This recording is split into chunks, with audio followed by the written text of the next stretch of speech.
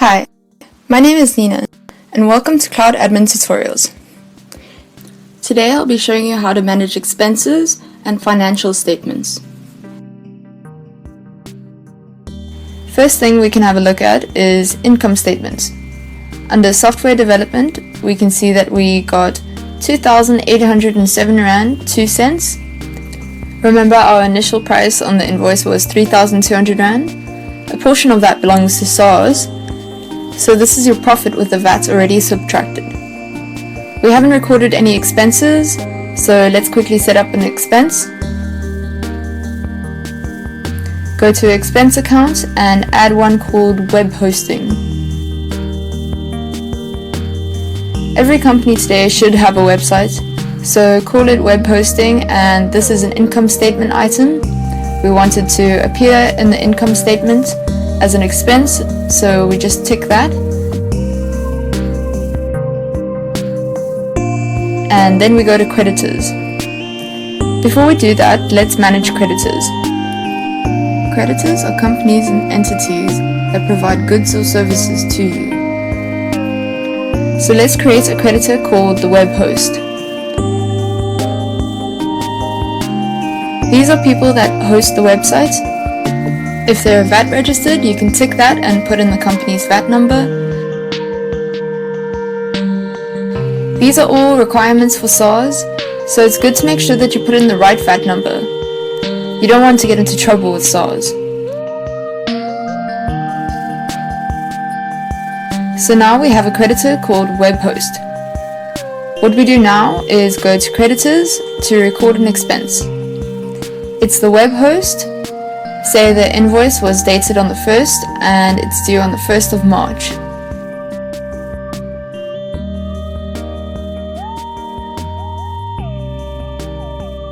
It was a VAT invoice, so we can put an invoice number and we can put in the total. And say they charged us 400 Rand.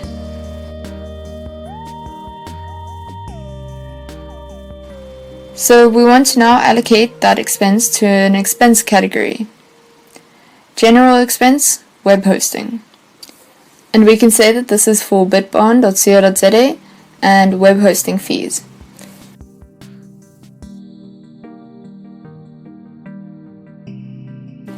Again, it automatically works out the VAT. And there we have it. So now we have an expense. We go to manage, we go to financial statements, income statements, and we have the VAT period here. Just change that to January the 1st.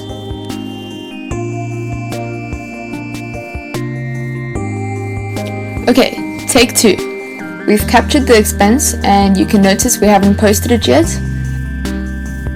So if we go to creditors, accounts payable, you can see that there's an unposted creditors invoice. So we have to post this invoice.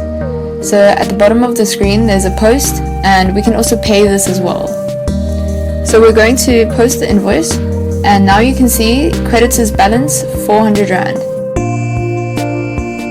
And if we go to financial statements, we look at the income statements, we can see we have sales under software development of 2,807 Rand.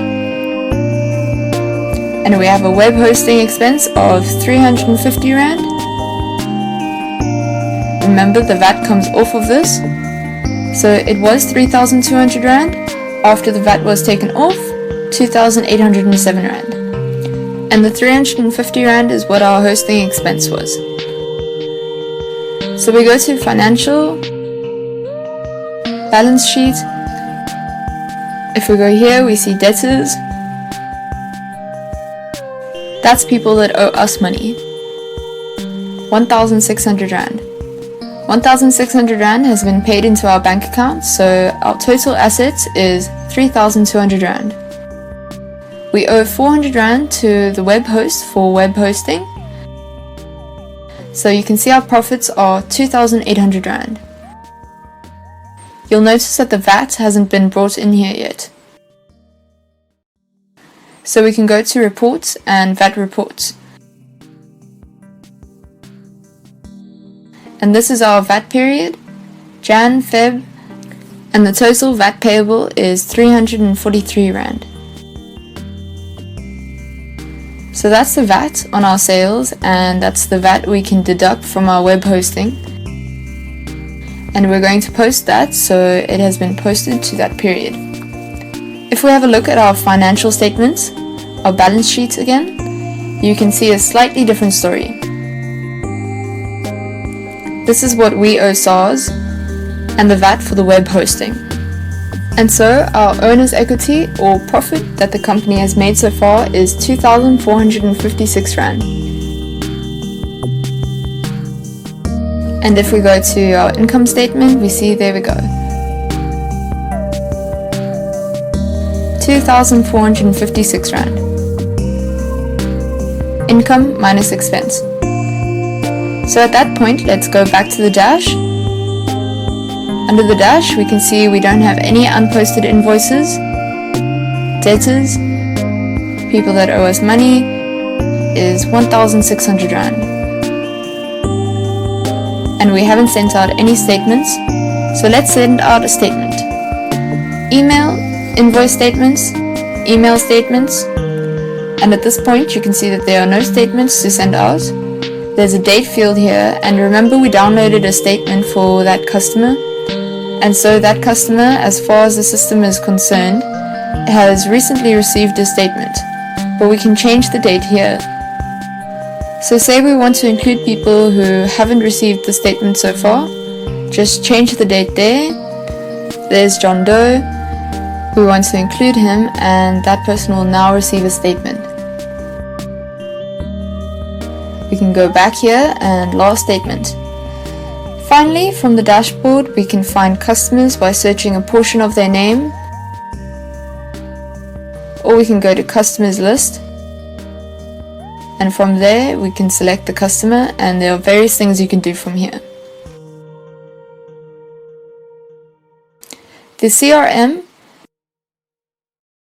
just lists all the documents that you've sent to the customer. So here you can see that 4 documents have been produced and a statement has been emailed, and here you can see which documents have been downloaded. Not by the customer, but by us. Sometimes we want to maybe print out a document.